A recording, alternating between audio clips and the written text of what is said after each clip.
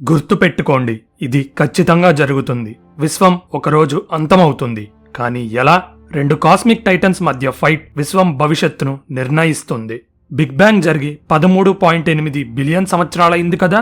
అప్పుడే విశ్వంతో పాటు ఈ కాస్మిక్ టైటన్స్ పుట్టాయి. కాబట్టి 13.8 బిలియన్ సంవత్సరాలుగా విశ్వం సాగుతూనే ఉంది. ఇలా సాగటం వల్ల తీవ్ర పరిణామాలు చోటు చేసుకోబోతున్నాయి. అవేంటి? విశ్వం సాగి సాగి గ్యాలాక్సీస్ మధ్య దూరాన్ని పెంచేస్తుంది. సో సడన్ గా పుట్టిన చీకటి ఈ గ్యాప్స్ ని ఫిల్ చేస్తుంది. కాబట్టి అంతరిక్షం పెద్దదవుతుంది అనే చెప్పుకోవాలి. ఇది కంటిన్యూ అవుతూనే ఉంటుందా, లేకపోతే ఒకరోజు ఆగిపోతుందా? అసలు విశ్వాన్ని అంతం చేయాలి అనుకుంటున్న రహస్య కాస్మిక్ శక్తులేంటి తెలుసుకోవాలంటే ఈ వీడియో చివరి వరకు చూడండి. ఈ రోజుటి విశ్వాన్ని నాశనం చేయడానికి ఇద్దరు కాస్మిక్ దేవుళ్ళు పోరాడుతున్నారు. వీరి దయ మీదే ఇంకా మనం బతుకుతున్నాము. అందులో ఫస్ట్ది విశ్వంలో ఉండే మొత్తం పదార్థం, అంటే మన భూమి, సూర్యుడు, గ్యాలాక్సీస్, డార్క్ మ్యాటర్, మీరు, నేను. అవును, మీరు విన్నది కరెక్టే. మనమంతా ఒక కాస్మిక్ దేవుడిలో భాగమే. సో అందరం ఒక్కటే అయినా దేని పని దానిదే. సూర్యుడి పని కాంతిని, వేడిని పుట్టించడం, దాన్ని ఉపయోగించుకొని బతకడం మీ పని, నా పని. కానీ విశ్వంలో ఉన్న పదార్థం మొత్తం ఒకటిగా చేసే పని ఒక్కటే, ఒకదానికి ఒకటి అట్రాక్ట్ అవ్వడం. అయితే పదార్థం అనేది ఎప్పుడూ ఒకటిగా చేరాలని ఎందుకు ప్రయత్నిస్తుంది? దీని వెనకాల మన కంటికి కనపడని ఏదో శక్తి ఉంది. అదే గ్రావిటీ. గ్రావిటీ వల్లే విశ్వం ఉంది. గ్రహాలు రౌండ్గా ఉన్నాయి. వాటి మీద జీవులు బతుకుతున్నాయి. గ్రావిటీ లేకపోతే విశ్వం ఎక్స్పాండ్ అయ్యే శక్తి వల్ల ఎప్పుడో పదార్థమంతా చీలిపోయేది. అసలు ఆటమ్సే పుట్టేవి కావు. ఇప్పుడు మన రెండవ కాస్మిక్ గాడ్ గురించి తెలుసుకోవాలి. పదార్థం మొత్తం మొదటి శక్తి అయితే ఈ పదార్థం మధ్యలో ఉండే ఖాళీ మన స్టోరీలో రెండవ శక్తి. ఖాళీ అంటే ఆటమ్స్ మధ్యలో ఉండే ఖాళీయే కాదు, గ్రహాల మధ్య, గ్యాలాక్సీస్ మధ్య ఉండే ఖాళీ అంతరిక్షం కూడా. ఖాళీ అనగానే దీంట్లో ఎవరు ఉండరు అనుకుంటే మీరు పొరపాటు పడినట్టే. అందులో కూడా ఒక రహస్య శక్తి దాగుంది. అదేంటి? అసలు ఖాళీలో శక్తి ఉండటం ఏంటి? ఖాళీ అంటేనే ఏమీ లేని తత్వం కదా. ఈ రహస్యం ఏంటో ఇప్పటి వరకు మనకు తెలియదు. అయితే ఆ ఖాళీలో ఉన్న శక్తికి మనం ఒక పేరు పెట్టాం. అదే డార్క్ ఎనర్జీ. డార్క్ ఎనర్జీ అన్నిటినీ నెట్టేస్తుంది. ఒక రకంగా ఆలోచిస్తే అది గ్రావిటీకి రివర్స్ అనుకోండి. ఇలా అన్నిటినీ నెట్టేయడం వల్లే విశ్వం సాగుతుంది. ఒకవైపు పదార్థానికి ఉన్న గ్రావిటీ మొత్తం పదార్థాన్ని ఒక దగ్గరికి చేర్చడానికి చూస్తే, డార్క్ ఎనర్జీ మాత్రం ఆ పదార్థాన్ని చించేసి సాగదీయాలని చూస్తుంది. సో ఈ కాస్మిక్ గాడ్స్ మధ్య ఎవరు గెలుస్తారు? అది డార్క్ ఎనర్జీ మీద డిపెండ్ అయి ఉంటుంది. డార్క్ ఎనర్జీ గురించి మనకి పూర్తిగా తెలియదు కాబట్టి కొన్ని అజంప్షన్స్ చేసుకోవాలి. అందులో ఒకటి, డార్క్ ఎనర్జీ శక్తి పెరగకుండా అంతే ఉంటుంది. ఒకవేళ దాని శక్తి పెరిగితే ఏమవుతుంది, తగ్గితే ఏమవుతుందో కూడా మాట్లాడుకుందాం. ఫస్ట్ కేసులో డార్క్ ఎనర్జీ కాన్స్టెంట్ గా ఉంటే ఏమవుతుంది? సింపుల్ గా చెప్పాలంటే మన మీద డార్క్ ఎనర్జీయే గెలుస్తుంది. స్పేస్ సాగే కొద్దీ పదార్థం అనేది డైల్యూట్ అయిపోతుంది. ఎలా అయితే రంగు నీళ్లలో ఇంకా ఎక్కువ నీళ్లు కలిపితే రంగు తగ్గుతుందో అలా విశ్వం ఎక్స్పాండ్ అయ్యే కొద్దీ కొత్త స్పేస్ క్రియేట్ అవుతుంది. ఎంత ఎక్కువ స్పేస్ ఉంటే అంత ఎక్కువ డార్క్ ఎనర్జీ ఉన్నట్టే కదా. ఈ డార్క్ ఎనర్జీ ఇంకా ఎక్కువగా పదార్థాన్ని తోసేసి మళ్ళీ కొత్త ఖాళీల్ని పుట్టిస్తుంది. దీనివల్ల విశ్వం ఇంకా వేగంగా సాగుతుంది. హలో ఫ్రెండ్స్, మీరింకా ఇలాంటి ఇంట్రెస్టింగ్ వీడియోస్ చూడాలంటే ఛానల్ సబ్స్క్రైబ్ బటన్ నొక్కి బెల్ ఐకాన్ క్లిక్ చేయండి. ఇలా లెక్కలు వేసుకుంటూ పోతే ప్రతి 12 బిలియన్ సంవత్సరాలకి విశ్వం సైజ్ డబల్ అవుతూ వస్తుంది. అల్టిమేట్ గా డార్క్ ఎనర్జీనే గెలుస్తుంది అనిపించిన పదార్థం మాత్రం సైలెంట్ గా ఉండదు. ఎలా అయితే రెవల్యూషనరీస్ చిన్న చిన్న గెరిల్లా యుద్ధాల్లో గెలుస్తారో, పదార్థం కూడా లోకల్ గా డార్క్ ఎనర్జీ మీద గెలుస్తుంది. అందుకే మనం ఇప్పటికి కూడా బతికున్నాం. ప్రస్తుతానికైతే గ్యాలాక్సీస్ అన్ని ఒకదానికొకటి దగ్గరగా ఉన్నాయి. వీటి నుండి వచ్చే శక్తివంతమైన గ్రావిటీ డార్క్ ఎనర్జీ ప్రభావాన్ని ఆపుతుంది. ఇప్పటి సంగతి అయితే ఓకే. కొన్ని బిలియన్ల సంవత్సరాల తర్వాత పరిస్థితి ఏంటి? ఆ సమయంలో మన చుట్టూ ఉన్న గ్యాలాక్సీస్ అన్ని చాలా దగ్గరికి వచ్చి ఒక బాల్ లాగా తయారవుతాయి. ఇందులో ట్రిలియన్స్ ఆఫ్ స్టార్స్ ఉంటాయి. చివరికి ఈ లోకల్ గ్రూప్ లో ఉన్న గ్యాలాక్సీస్ నే మనం చూడగలం. దీని బయట ఉన్న గ్యాలాక్సీస్ అన్ని మన టెక్నాలజీకి కూడా కనపడనంత దూరానికి వెళ్లిపోతాయి. అంధకారం అలుముకొని ఉన్న అంతరిక్షంలో అప్పుడు మనం ఒంటరిగా ఉంటాం. 100 ట్రిలియన్ సంవత్సరాల తర్వాత మన చుట్టూ ఉన్న స్టార్స్ కూడా చనిపోతాయి. కొత్త స్టార్స్ పుట్టే వాయు మేఘాలు అప్పటికే ఆవిరైపోయి ఉంటాయి. కొత్త గ్యాస్ మేఘాలు పుట్టవు. క్వాడ్రిలియన్ సంవత్సరాల తర్వాత సూర్యుడు లాంటి స్టార్స్ చనిపోయిన తర్వాత వదిలివేయబడ్డ వైట్ డ్వార్ఫ్స్ మరియు న్యూట్రాన్ స్టార్స్ చిన్న చిన్నగా చల్లబడి విశ్వంలో ఉన్న చివరి కాంతిని ఒక లైట్ స్విచ్ ఆపేసినట్టుగా ఆపేస్తాయి.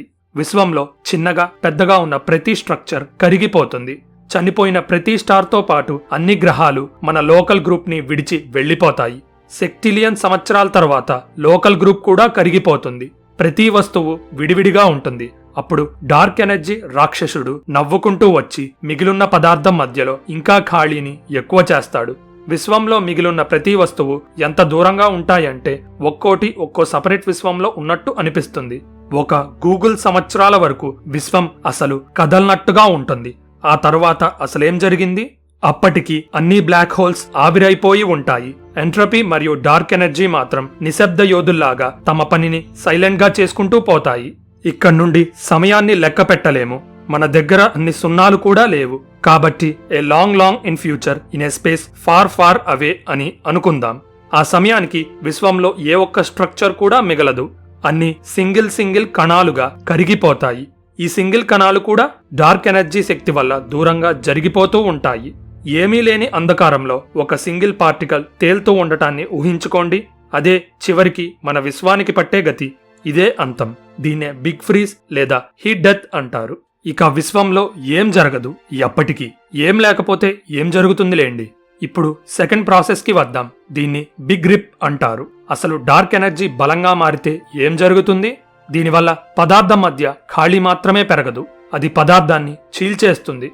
ఫస్ట్ ప్రాసెస్ అయిన బిగ్ ఫ్రీజ్ లో ఓవరాల్ గా పదార్థం ఓడిపోయినా మొదట్లో పదార్థం అనేది గెరిల్లా యుద్ధాలు చేసి చిన్న యుద్ధాలు గెలిచింది కదా. కానీ బిగ్ ఫ్రీజ్ ప్రాసెస్ లో మాత్రం మొదటి నుండి పదార్థం ఓడిపోతూనే వస్తుంది. చిన్న ఖాళీల్ని కూడా వదలకుండా డార్క్ ఎనర్జీ గ్రావిటీని తొక్కేసి పదార్థాన్ని దూరంగా తోసేస్తూ వస్తుంది. ఈ ప్రాసెస్ లో చాలా తొందరగా అంటే తరువాతి 20 బిలియన్ సంవత్సరాల్లో మ్యూజిక్ మొదలవుతుంది. మొదటిగా డార్క్ ఎనర్జీ అనేది గ్యాలాక్సీస్ మధ్యలో ఖాళీని పెంచి విధ్వంసాన్ని సృష్టిస్తుంది. ఆ తర్వాత మన పాలపుంత లోకల్ క్లస్టర్ నుండి బయటికి వచ్చేసి ఉబ్బుతున్న విశ్వంలో ఒంటరిగా తేలుతుంది. ఇంకొన్ని బిలియన్ల సంవత్సరాల తర్వాత స్టార్స్ మధ్యలో ఉండే ఖాళీ ప్రదేశం పెరగడం మొదలవుతుంది. ఇవన్నీ పాలపుంతలోనే ఉంటాయి కాబట్టి పాలపుంత విడిపోతుంది. అప్పటి భూమిలో మనుషులు ఉంటే ఆకాశం మొత్తం అంధకారంతో నిండిపోవడాన్ని చూడొచ్చు.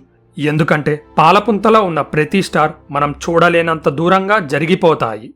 ఆకాశం మొత్తం అంధకారంతో నిండిపోయిన కొన్ని మిలియన్ల సంవత్సరాల తరువాత డార్క్ ఎనర్జీ అనేది సౌర కుటుంబం మధ్యలోని ఖాళీని పెంచడం మొదలు పెడుతుంది. ప్రతి స్టార్ నుండి దాని చుట్టూ తిరిగే గ్రహాలు దూరానికి జరిగిపోతాయి. అప్పుడు ఏం జరుగుతుంది? శక్తి అందక గ్రహాల్లోని జీవాలు గడ్డగట్టుకుపోయి చనిపోతాయి.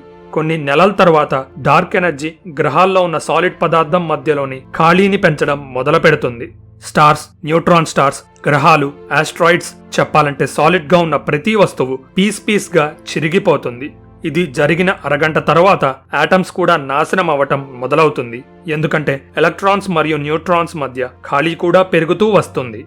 దీని తరువాత విశ్వం బతికుండటానికి ఒక ఫ్రాక్షన్ ఆఫ్ సెకండ్ మాత్రమే ఉంటుంది. ఈ ఫైనల్ మూమెంట్లో చనిపోతున్న బ్లాక్ హోల్స్ మాత్రమే మిగిలుంటాయి. వీటిలోని శక్తిని కూడా డార్క్ ఎనర్జీ పీల్చేస్తుంది. ఈ బ్లాక్ హోల్స్ ఆటమ్ కంటే సెప్టిలియన్ రేట్లు చిన్నగా ఉంటాయి. ఒక సెకండ్లో ఆక్టిలియన్లో ట్రిలియన్త్ సమయంలో ట్రిలియన్ల సూపర్నోవా శక్తితో ఈ బ్లాక్ హోల్స్ పేలిపోతాయి. ఈ నంబర్స్ ని విజువల్ గా చూపించడం నాకు కుదరని పని. చివరికి రియాలిటీ మాత్రమే మిగులుతుంది. అది కూడా చిరిగిపోతుంది. అప్పుడే స్పేస్ టైం నాశనమైపోతుంది. దానికి ఇక మీనింగే లేకపోవడం వల్ల ఏ టైంకి ఎక్కడ ఏం జరుగుతుందో చెప్పలేము. ఇదే బిగ్ రిప్. జనరల్ గా మన వీడియోస్ 8 to 10 minutes మాత్రమే ఉంటాయి. కానీ ఈ వీడియో ఒక special topic plus Sankranti season కాబట్టి అబౌవ్ అండ్ బియాండ్ వెళ్తున్నాం. So happy Sankranti holidays friends. ఇక నెక్స్ట్ పార్ట్ లో బోనస్ గా డార్క్ ఎనర్జీ తగ్గిపోవడం వల్ల విశ్వం ఎలా అంతమవుతుందో చూద్దాం. So get ready. ఇప్పటి వరకు పదార్థాన్ని తొక్కేసి డార్క్ ఎనర్జీ గెలవటమే చూశాం. ప్రతి కుక్కకి ఒక రోజు అన్నట్టు పదార్థానికి కూడా ఒక రోజు వస్తుంది కదా. డార్క్ ఎనర్జీ తగ్గిపోతే ఇదే జరుగుతుంది. దీన్నే బిగ్ క్రంచ్ అంటారు. ఇలా విశ్వంలో ఉన్న డార్క్ ఎనర్జీ తగ్గే కొద్దీ గ్రావిటీ తన అసలు శక్తిని చూపించి పదార్థం మొత్తాన్ని లాగేస్తుంది. అయితే దీనివల్ల విశ్వం అంతమవ్వదు అని మీరు అనుకుంటారేమో. అది తప్పు. ప్రస్తుతానికి గ్రావిటీ మరియు డార్క్ ఎనర్జీ ఒకదానికొకటి బ్యాలెన్స్ చేసుకోవడం వల్ల విశ్వం కొంతవరకు స్టేబుల్ గా ఉంది. కానీ ఇందులో ఏ ఒక్కటి ఎక్కువైనా మనకి శుభం కార్డు పడుతుంది. గ్రావిటీ ఎక్కువ అవటం వల్ల పదార్థం మొత్తం దగ్గరికి వచ్చేసి వెయిట్ భరించలేక కూలిపోతుంది. అది ఎప్పుడు జరుగుతుందో మనం ఖచ్చితంగా చెప్పలేము. కానీ బిగ్ ఫ్రీజ్ లేదా బిగ్ రిప్ కంటే భయానకంగా ముందే జరగొచ్చు. అంటే వచ్చే వందల మిలియన్ల సంవత్సరాల్లో బిగ్ క్రంచ్ ప్రాసెస్ స్టార్ట్ అవ్వచ్చు. ఇది ఎలా ఉంటుంది? ముందుగా విశ్వం సాగటం ఆగిపోయి కుంచుకుపోవడం అంటే కాంట్రాక్ట్ అవ్వడం మొదలవుతుంది. బిలియన్ల సంవత్సరాల సమయంలో గ్రావిటీ వల్ల గెలాక్సీ క్లస్టర్స్ దగ్గరకు వచ్చేసి గుద్దుకుంటాయి. గ్యాలక్సీస్ తరువాత కాంతి సంవత్సరాల దూరాల్లో ఉన్న స్టార్స్ దగ్గరకు వచ్చేసి వైలెంట్ గా గుద్దుకుంటాయి. ఆ తరువాత గ్రహాలు కూడా స్టార్స్ నే ఫాలో అవుతాయి. కానీ బిగ్ క్రంచ్ లో అతిపెద్ద ప్రాబ్లం ఇది కాదు, అంతకు మించి ఒకటుంది. అదే స్పేస్ కూడా ముడుచుకుపోవడం. సో ఇప్పటి వరకు స్టార్స్ బ్లాక్ హోల్స్ వదిలిన రేడియేషన్ అంతా ఒకచోట కాన్సన్ట్రేట్ అవుతుంది. కాబట్టి రేడియేషన్ వల్ల ఖాళీ స్పేస్ లో ఉన్న టెంపరేచర్స్ పెరుగుతాయి. దీనివల్ల గ్రహాలు కాలిపోతాయి. చిన్న చిన్నగా టెంపరేచర్స్ పెరుగుతూ బిగ్ బ్యాంగ్ టైంలో ఉన్న భరించలేని వేడి స్టేజ్కి వెళ్లిపోతాయి. ఆ సమయానికి స్టార్స్ చుట్టూ స్పేస్ స్టార్స్ కంటే వేడిగా తయారవుతుంది. కాబట్టి ఒక గుడ్డు ఉడికినట్టుగా స్టార్స్ కూడా బయటి నుండి ఉడికిపోతాయి. ఇలా స్పేస్ తగ్గిపోతూ ఉండటం వల్ల విశ్వంలో ఉన్న ప్రతి గ్రహం, నక్షత్రం, గెలాక్సీ ఒకటిగా చేరి ఒక ప్లాస్మా బాల్ లాగా తయారవుతుంది. అప్పుడు విశ్వంలో ఏముండదు, మండే ఈ అగ్నిగోళం తప్ప. ఇదే బిగ్ క్రంచ్ ఆఖరి ఘట్టం. ఇక్కడ నుండి 2 విషయాలు జరగచ్చు. ఒకటి, యూనివర్స్ మొత్తం ఒక సింగులారిటీలోకి అంటే 0 పాయింట్ సైజుకి, ఇన్ఫినిటీ డెన్సిటీకి, స్పేస్ మరియు టైం అనే కాన్సెప్ట్ చిరిగిపోయే వరకు వెళ్లొచ్చు. ఇదే బిగ్ బ్యాంగ్ ముందు జరిగుండొచ్చు. లేదా ప్లాస్మా బాల్ స్టేట్ నుండి విశ్వం బౌన్స్ బ్యాక్ అవుతుంది. అప్పుడు మళ్ళీ కాస్మిక్ ఎక్స్పాన్షన్ మొదలవుతుంది. దీని నుండి కొత్త విశ్వం పుడుతుంది. చనిపోయే స్టేట్ నుండే మళ్ళీ విశ్వం పుట్టింది. ఈ టాపిక్ గురించి రీసెర్చ్ చేసేటప్పుడు కృష్ణుడు అన్న మాటలు నాకు గుర్తొచ్చాయి. పుట్టినవానికి మరణం తప్పదు, మరియు మరణించిన వానికి మరల పుట్టుక తప్పదు. కాబట్టి ఈ అనివార్యమైన దానికోసం నీవు శోకించవద్దు. వింటుంటే గూస్ బంప్స్ వస్తున్నాయి. ప్రాబబ్లీ బిగ్ క్రంచ్ ని దృష్టిలో పెట్టుకునే ఆల్మైటీ కృష్ణ ఈ మాటలు అన్నాడేమో. ఇలాంటి ఇంట్రెస్టింగ్ స్పేస్ ఫ్యాక్ట్స్ గురించి తెలుసుకోవాలంటే మన ఛానల్ సబ్స్క్రైబ్ బటన్ నొక్కి బెల్ ఐకాన్ క్లిక్ చేయండి. ఈ ఇన్ఫర్మేషన్ అందరికీ రీచ్ అవ్వాలంటే వీడియో లైక్ చేయడం మర్చిపోకండి. మీ సపోర్ట్ వల్లే ఈ ఛానల్ ముందుకు కదులుతుంది. So thank you for watching. This is your phantom signing off. See you in the next one.